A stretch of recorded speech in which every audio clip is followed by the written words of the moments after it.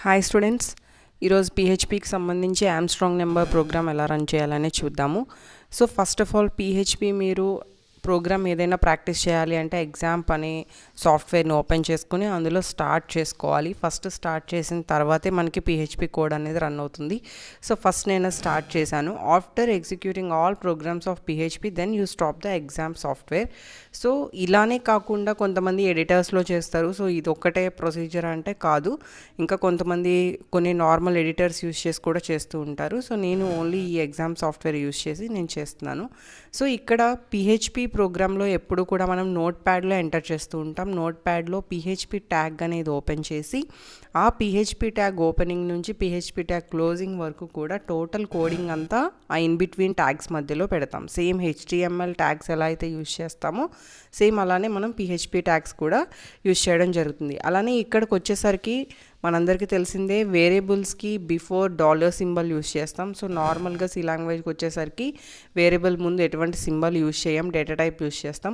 ఇక్కడ ఏ type of value enter చేస్తామో ఆ టైప్ ఆఫ్ డేటా టైప్ కింద అది ఆటోమేటిక్గా రికగ్నైజ్ చేయడం జరుగుతుంది. నేను ఇక్కడ ఆమ్స్ట్రాంగ్ నెంబర్ లాజిక్కి ఫస్ట్ ఆఫ్ ఆల్ మనం ఏదో ఒక నెంబర్ ఎంటర్ చేసుకోవాలి కాబట్టి నేను ఇక్కడ 407 దట్ ఈస్ 407 అనే నెంబర్ నేను నమ్ అనే వేరియబుల్లో తీసుకున్నాను.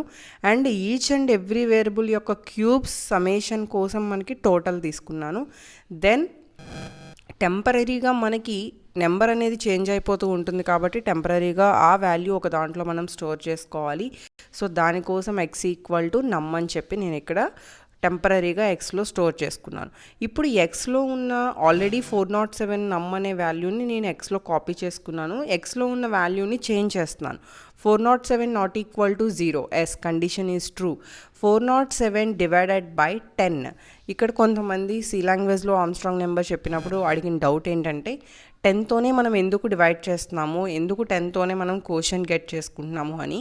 మనం ఇంకా రిమైనింగ్ ఏ నెంబర్స్తో చెక్ చేసినప్పుడు కూడా ఓన్లీ మనం తీసుకున్న ఏదైతే 407 ఆర్ 125 ఏ నెంబర్ అయినా సరే ఆ నెంబర్లో ఇండివిజువల్ డిజిట్స్ గెట్ చేయాలి అంటే మనకు ఓన్లీ 10తో డివిజిబుల్ చేసినప్పుడు మాత్రమే మనం డిజిట్స్ అనేవి గెట్ చేసుకుంటాం. సో దానికోసం ఓన్లీ 10తోనే అక్కడ డివిజన్ చేయాలి.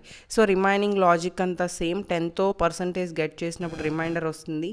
ఈచ్ అండ్ ఎవ్రీ రిమైండర్ని మనం క్యూబ్ చేసి టోటల్లో ఉన్న వాల్యూకి యాడ్ చేసి అగైన్ ఆ రిజల్ట్ని టోటల్లో స్టోర్ చేస్తున్నాం. So then /10 means we get quotient get చేసి అది ఎక్స్లో పెడుతున్నాం. అంటే 407లో 7 కట్ అయిపోయి 40 అనేది మనం అక్కడ ఎక్స్లో స్టోర్ చేస్తున్నాం. అలా each and every time up to not equal to 0 condition true అయ్యేంత వరకు జరుగుతుంది. ఆఫ్టర్ దట్ మనం ఫైనల్గా టోటల్ వాల్యూ ఏదైతే ఉందో దాన్ని ఇచ్చిన నెంబర్తో కంపేర్ చేస్తున్నాం. ఈక్వల్ అయితే కనుక yes it is an Armstrong number అని ప్రింట్ చేస్తున్నాం.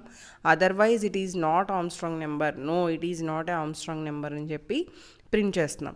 సో సేమ్ మనం సి లాంగ్వేజ్లో ఎలా అయితే రాస్తామో అలానే వైల్ కండిషన్ రాసాము లూపింగ్ స్టేట్మెంట్స్ యూస్ చేసి పిహెచ్పిలో.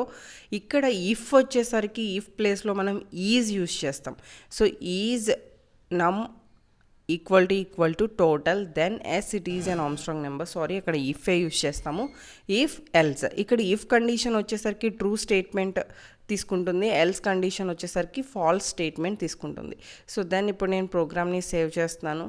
సేవ్ చేసిన తర్వాత ప్రోగ్రామ్ని మనం ఏ ఎక్స్టెన్షన్తో మనం సేవ్ చేయాలి అంటే ఇక్కడ పిహెచ్పి ప్రోగ్రామ్ కాబట్టి మీరు ఏ ఫైల్ నేమ్ అయినా తీసుకోండి, .phpతో సేవ్ చేయాలి. అండ్ వన్ మోర్ థింగ్, ఏ ప్రోగ్రామ్ అయినా మీరు సేవ్ చేసేటప్పుడు htdocsలోనే సేవ్ చేయాలి. మనకి సి డ్రైవ్లో మీరు ఏదైతే మెయిన్ డ్రైవ్ తీసుకున్నారో దానిలో ఎగ్జాంప్ అనే ఒక ఫోల్డర్ క్రియేట్ అవుతుంది. అందులో htdocs అని ఆటోమేటిక్గా ఫోల్డర్ క్రియేట్ అవుతుంది.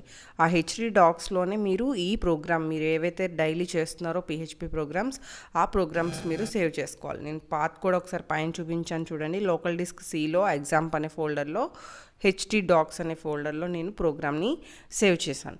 ఆఫ్టర్ దట్ మీరు ఏదైనా సరే ఒక వెబ్ బ్రౌజర్ ఓపెన్ చేసి అందులో లోకల్ హోస్ట్ ద్వారా మీరు పిహెచ్పి ప్రోగ్రామ్స్ అనేవి ఎగ్జిక్యూట్ చేయాలి. బిఫోర్ దట్ మీరు ఎగ్జామ్ని స్టార్ట్ చేసి ఉండాలి. కంపల్సరీ ఎగ్జాంప్ అనే సాఫ్ట్వేర్ స్టార్ట్ చేసిన తర్వాతే మనకి ఇక్కడ లోకల్ హోస్ట్ అనేది కరెక్ట్గా ఎగ్జిక్యూట్ అవుతుంది. ఇక్కడ నేను amstrong.php అని ఇచ్చాను. సో ఇక్కడ ఎర్రర్ వచ్చింది చూడండి. అన్ఎక్స్పెక్టెడ్ ఎకో స్టేట్మెంట్ దగ్గర మనకు ఒక ఎర్రర్ అని వచ్చేది ఆన్ లైన్ 13 అని చెప్పి చూపించింది. సో ఇప్పుడు 13 అనే లైన్లో మనకి ఎర్రర్ ఏమన్నా ఉందేమో ఒకసారి చెక్ చేసుకుందాము. సో మీకు నోట్ ప్యాడ్కి వచ్చేసరికి కింద లైన్ 11 కాలమ్ 2 అని చెప్పి మీకు చూపిస్తుంది కర్సర్ ఎక్కడ ప్లేస్ చేశారో. సో ఇందాక నేను ఈజ్ అని ఇచ్చాను బై మిస్టేక్. ఇక్కడ ఇఫ్ అనేది నేను చేంజ్ చేసి సేవ్ చేసి ప్రోగ్రామ్ అగైన్ రిఫ్రెష్ చేశాను. As it is an Armstrong number అని చెప్పి మనకి అవుట్పుట్ వచ్చింది. సో దెన్ నెంబర్ని చేంజ్ చేయండి, రిమైనింగ్ వేరే నెంబర్స్ ఇవ్వండి. మీకు నచ్చిన నెంబర్, అది ఒకవేళ ఆర్మ్స్ట్రాంగ్ నెంబర్ అయితే yes it is an Armstrong number అని ప్రింట్ చేస్తుంది. Otherwise no it is not Armstrong number అని చెప్పి ప్రింట్ చేయాలి. 125 అనేది not Armstrong number. So no it is not an Armstrong number. ఒకవేళ మీరు కావాలంటే అక్కడ వాల్యూ చేంజ్ చేసుకోండి.